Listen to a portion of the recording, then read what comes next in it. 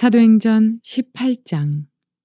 갈리오가 아가야 총독되었을 때에 유대인이 일제히 일어나 바울을 대적하여 법정으로 데리고 가서 말하되, 이 사람이 율법을 어기면서 하나님을 경외하라고 사람들을 권한다 하거늘, 바울이 입을 열고자 할 때에 갈리오가 유대인들에게 이르되, 너희 유대인들아, 만일 이것이 무슨 부정한 일이나 불량한 행동이었으면 내가 너희 말을 들어주는 것이 옳거니와, 만일 문제가 언어와 명칭과 너희 법에 관한 것이면 너희가 스스로 처리하라. 나는 이러한 일에 재판장 되기를 원하지 아니하노라 하고 그들을 법정에서 쫓아내니 모든 사람이 회당장 소스데네를 잡아 법정 앞에서 때리되 갈리오가 이 일을 상관하지 아니하니라. 바울은 더 여러 날 머물다가 형제들과 작별하고 배 타고 수리아로 떠나갈새 브리스길라와 아굴라도 함께하더라. 바울이 일찍이 서원이 있었으므로 갱그리아에서 머리를 깎았더라. 에베소에 와서 그들을 거기 머물게 하고 자기는 회당에 들어가서 유대인들과 변론하니 여러 사람이 더 오래 있기를 청하되 허락하지 아니하고 작별하여 이르되, 만일 하나님의 뜻이면 너희에게 돌아오리라 하고 배를 타고 에베소를 떠나 가이사라에 상륙하여 올라가 교회의 안부를 물은 후에 안디옥으로 내려가서 얼마 있다가 떠나 갈라디아와 부르기아 땅을 차례로 다니며 모든 제자를 굳건하게 하니라. 알렉산드리아에서 난 아볼로라 하는 유대인이 에베소에 이르니 이 사람은 언변이 좋고 성경에 능통한 자라. 그가 일찍이 주의 도를 배워 열심으로 예수에 관한 것을 자세히 말하며 가르치나 요한의 세례만 알 따름이라. 그가 회당에서 담대히 말하기 시작하거늘 브리스길라와 아굴라가 듣고 데려다가 하나님의 도를 더 정확하게 풀어 이르더라. 아볼로가 아가야로 건너가고자 하므로 형제들이 그를 격려하며 제자들에게 편지를 써 영접하라 하였더니 그가 가매 은혜로 말미암아 믿은 자들에게 많은 유익을 주니 이는 성경으로서 예수는 그리스도라고 증언하여 공중 앞에서 힘있게 유대인의 말을 이기밀어라. 좋은 날입니다. 성령님께서 오늘도 여러분의 심령 가운데 깊은 평안과 큰 확신 주시기를 주님의 이름으로 축복하여 드립니다. 오늘은 사도행전 18장 12절부터 28절까지의 말씀을 통해서 하나님의 사역자는 가는 곳마다 현지 제자를 발굴하여 세웁니다 라는 제목으로 말씀을 전해드리려고 합니다. 우리 18장 앞부분에서 본 것은 사도 바울이 제2차 선교 여행에서 데살로니가 도시에서 일어난 일을 기록하고 있었고 우리는 배웠습니다. 데살로니가에서는 아덴과 다르게 상당한 하나님의 은혜가 있었습니다. 하나님이 예비한 사람들이 있다는 환상까지 들려주면서 바울의 심령 가운데 아덴에서 받았던 실패의 상처를 하나님이 위로해 주시고 그곳에는 하나님이 예비한 사람들을 통해서 복음이 아주 활발하게 전거된 걸 보게 되어집니다. 그래서 사도 바울은 심지어 1년 6개월 동안 머무르면서 그 교회의 기초를 세우는 일에 힘쓴 걸 볼 수가 있죠. 그래서 이 고린도 교회는 나중에 고린도 전후서를 보는 것처럼 성령의 은사가 풍성하게 나타나는 강한 교회가 된 걸 보게 되어집니다. 거기서 우리가 배운 것은 1년 6개월이라는 장기간 집중 말씀 제자 훈련이 얼마나 중요한지를 배울 수 있는 부분이었습니다. 오늘은 그 데살로니가 도시에서 이뤘던 사역의 마지막 한 부분의 이야기와 함께 이제 데살로니가를 떠나서 다시 안디옥 교회로 돌아가는 그 여정을 우리에게 설명해 주고 있습니다. 오늘 본문을 통해서 18장 오늘 12절부터 28절까지 여러 가지 좋은 우리가 들을 하나님의 계시의 음성이 있지만은 그 가운데에서도 하나님의 사역자는 가는 곳곳마다 항상 새로운 제자 그룹을 발굴해내고 그리고 그들을 준비시켜 나간다는 걸 우리가 볼 수가 있죠. 그래서 그들과 함께 팀 사역을 이루어 나가는 사도 바울의 사역의 모습을 볼 수 있는 것이 오늘 이 부분의 중요한 부분이라고 저는 생각합니다. 먼저 12절부터 17절까지 고린도 도시에서 있었던 사역의 마지막 부분의 이야기. 갈리오가 아가야 총독되었을 때 유대인이 일제히 일어나서 바울을 대적하여 재판 자리로 데리고 와서 말하되 이 사람이 율법을 어기어 하나님을 공경하라고 사람들을 권한다 하거늘 바울이 입을 열고자 할 때 갈리오가 유대인들에게 이르되 아니 너희 유대인들아, 만일 무슨 부정한 일이나 괴악한 행동이었으면 내가 너희 말을 들어주는 것이 가하거니와, 만일 문제가 언어와 명칭과 너희 법에 관한 것이면 너희가 스스로 처리해라. 나는 이러한 일에 재판장 되기를 원치 아니하노라 하고 저희를 재판 자리에서 쫓아내니 모든 사람이 회당장 소스데네를 잡아서 재판 자리 앞에서 때리되 갈리오가 이 일을 상관치 아니하니라. 어느 도시에서 복음을 전가하든지 항상 열매가 알곡이 드러나고 또 결국은 가라지가 드러납니다. 항상 반대자가 있다는 것. 우리가 복음의 말씀을 들고 세상에 나아가면 세상 임금이 마귀가 사람들을 부추겨 가지고 결국 복음을 대적하게 하고 복음 사역자들을 핍박하는 것은 너무나 당연한 일이라는 것을 우리는 보았습니다. 여기서도 마찬가지입니다. 고린도 도시에서도 하나님의 복음이 열매를 맺을 수 있고 뿌리를 내릴 수 있다는 것을 발견한 바울이 아데네와 같이 떠나지 않고 머물러서 1년 6개월 동안 고린도에서 제자 사역을 한 걸 보게 되었죠. 그러다 보니까 복음의 반대자는 주로 유대인들이라는 것을 우리가 설명을 했고 그 이유는 다시 언급하지 않겠습니다. 오늘 본문에서도 보니까 모세의 율법과 연관된 문제였습니다. 모세의 율법으로는 율법을 지킴으로는 의롭다함을 받지 못하고 예수를 믿음으로 의롭다함을 받는 이 복음의 소식을 메시지를 얼마나 바울이 강력하게 증거했던지 아데네서와는 다르게 이 복음의 선포가 강하게 주어지니까 결국 여기에 발끈한 정통 유대인들이 바울을 대적하고 사람들을 모아가지고 심지어 재판 자리까지 데려가지만은 갈리오는 상당히 아가야 총독 로마 사람 갈리오는 상당히 지혜로운 사람이 되었습니다. 정말 정치적인 상황을 빨리 파악하는 사람이었습니다. 그래서 이건 보니까 유대인들의 율법 문제구나. 내가 관여해서는 이거 잘못하면 휘발렸다가 나중에 정치 생명에 문제가 있겠다. 이렇게 해서 이건 내가 재판할 일이 아니다. 이건 어떤 강도 사건도 아니고 뭐 사람을 쏘인 사건도 아니고 이건 도저히 내가 처리할 수 있는 문제가 아니다. 너희들의 유대계의 법에 관한 문제 아니냐. 너희들이 처리하라 하고 슬쩍 회피하는 문제를 볼 수가 있습니다.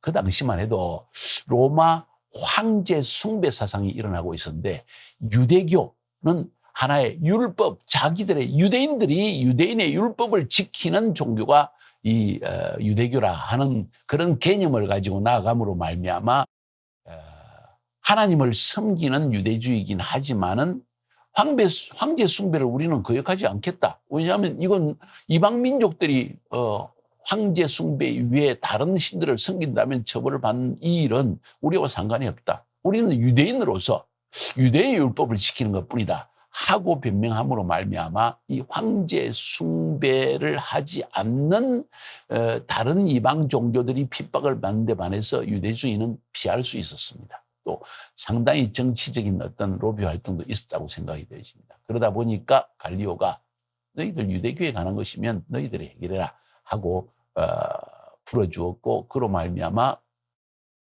회당장 소스데네가 특별히 유대인 아닙니까? 회당장이니까 그 사람을 잡아서 유대인들이 때리고 하는 일을 갈리오가 상관치 않았다 하는 기록을 우리에게 남겨주고 있습니다. 그 당시에 유대교가 어떻게 로마의 황제 숭배 세상에서 살아남았는가 하는 것도 알 수 있는 그런 부분이라는 것이죠. 그 다음 18절부터 23절까지에서는 2차 전도 여행을 마무리하고 이제 안디옥으로 돌아갔다가 심지어 다시 3차 전도 여행을 떠나는 것까지 짧게 기록되어 있습니다. 바울은 더 여러 날 유하다가 형제들을 작별하고 배 타고 수리아로 떠나갈새 브리스길라와 아굴라도 함께하더라. 바울이 일찍 서원이 있으므로 갱그리아에서 머리를 깎았더라. 브리스길라와 아굴라가 이제 바울과 동행합니다.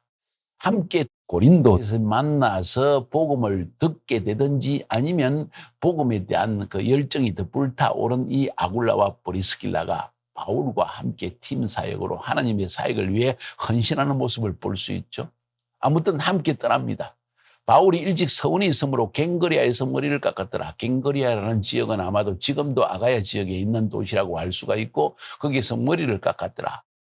왜 머리를 깎을까? 왜 서원을 했을까? 하는 것은 생각해 볼 수 있지만 아마도 이방인 선교를 위해서 더 헌신해야 되겠다는 결단이 있었는 것이 아닌가 하는 생각을 하게 되어집니다. 에베소에 와서 저희를 거기 머물러 두고 에베소에다가 그들을 머물러 두고, 이 그들은 누굴까요? 디모데오, 브리스길라, 그리고 아굴라, 이런 사람들이겠죠. 자기는 회당에 들어가서 유대인들과 변론하니 여러 사람이 더 오래 있기를 청하되 허락지 아니하고, 에베소에서도 회당의 복음을 증거했고 거기에 변론은 있었지만 많은 사람들이 굉장한 관심을 가졌다는 것, 상당히 이 에베소에서도 복음을 전할 가능성이 있다는 것을 일단 바울은 보았습니다. 그런데도 갱거리에서 머리를 깎고 하나님께 서원한 것이 있기 때문에 아마도 다시 안디옥 교회로 돌아간 것이 아닌가 하는 생각이 되어집니다. 작별하여 가로되 만일 하나님의 뜻이면 너희에게 돌아오리라 하고 배를 타고 에베소를 떠나 가이사랴에서 상륙하여 올라가 교회의 양 안부를 물은 후에 안디옥으로 내려가서 얼마 있다가 떠나 갈라기아와 버르기아 땅을 차례로 다니며 모든 제자를 굳게 하니라. 23절 한 절의 말씀은 3차 전도 여행을 떠난 것까지 기록하고 있는 거죠. 그러니까 바울이 큰 도시를 생각해 본다면 이제 고린도에서 떠나가지고 오늘 여기에서 갱거리아에 갔다가 거기에서 에베소로 가서 에베소에서 조금 사역을 하다가 가이사랴로 배 타고 가서 거기에서 가이사랴에 있는 교회들의 안부를 묻은 후에 안디옥으로 갑니다. 그리고 안디옥에 가서 얼마 있다가, 이 얼마가 상당한 기간 안식년이라고 볼 수도 있겠죠. 있다가는 떠나서 갈라기아와 부르기아 땅을 차례로 다니면서 모든 제자를 굳게 하니라. 3차 전도 여행을 떠난 이야기까지 기록하고 있습니다. 여기서 굉장히 중요한 것은 모든 제자를 굳게 하니라. 따라합시다. 모든 제자를 굳게 하니라.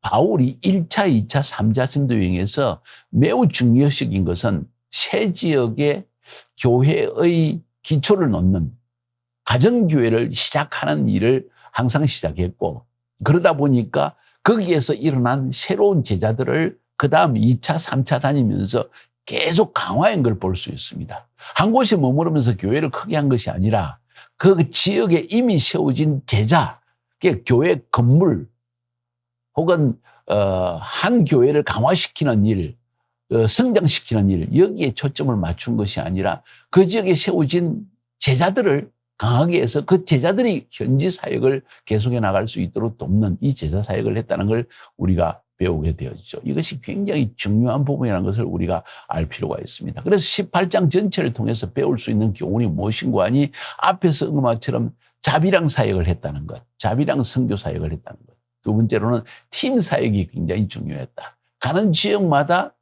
그 지역에서 만난 사람들을 발굴해내고 그 발굴한 사람들을 자기의 팀으로 이끌어들여서 함께 동일한 선교 팀을 비전을 전달했고 그들이 한 팀으로 사역에 나간 걸 볼 수 있습니다. 뿐만 아니라 사역에 있어서 성령님의 인도하심이 굉장히 중요했다. 아덴에서의 실패를 경험한 바울이 데살로니가에서는 하나님께 열심으로 기도하면서 성령님의 인도하심을 받았고 그 성령님이 주시는 환상까지 받으면서 위로를 받고 심지어 1년 6개월을 머무르면서 사역한 걸 볼 수 있죠. 뿐만 아니라 집중 말씀 사역이 얼마나 중요한지 하는 것도 배웠습니다. 1년 6개월 동안 머물렀다는 것이죠. 이런 것들이 배울 수 있는 사역이고 그러면서도 여기서 배울 수 있는 바울의 사역의 핵심적인 부분은 제자 사역이었다. 가는 곳곳마다 현지 제자를 발굴해내고 그 제자들을 세워나가는 작업을 했고 2차, 3차 넘어가면서 계속 새로운 지역도 개척하면서 그러나 이전에 세웠던 지역에 나아가서 계속 그 현지 제자들을 세워나가는 작업을 해나갔다는 걸 우리가 배우게 됩니다. 이렇게 해서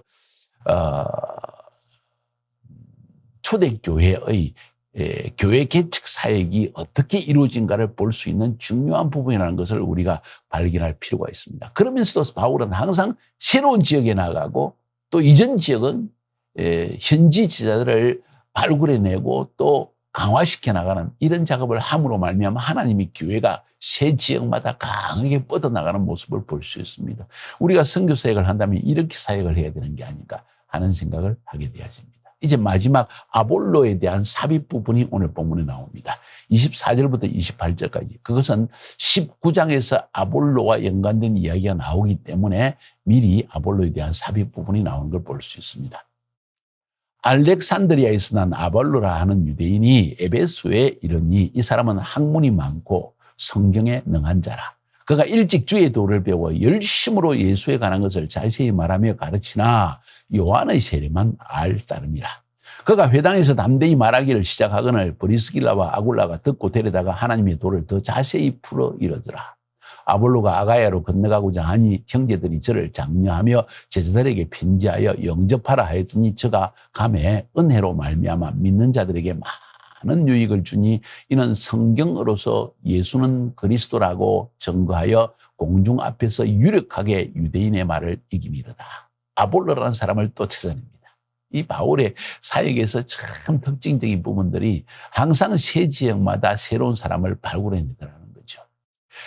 사람을 발굴해낸다는 것은 새로운 지역에 들어갔을 때 복음에 열정적인 사람을 찾아내는 것뿐만 아니라 이미 복음 안에서 어느 정도 서 있지만은 복음의 핵심을 모르거나 하나님의 비전을 확실하게 모르는 사람들에게 이 복음의 핵심을 정확하게 깨닫게 해주고 또 하나님의 비전에 불타게 만드는 이런 작업을 말하는 것이죠. 그래서 어정쩡하게 예수를 믿기는 하는데 교회는 다니기는 하는데 분명히 하나님을 위해 헌신할 수 있는 사람을 도와서 사역자로까지 키울 수 있는 키워내는 그런 작업을 하지 못한 상태에 있는 사람들을 발굴해내 가지고 하나님의 사역으로 열심을 품도록 만드는 이런 일을 하는 것을 말하는 것이죠.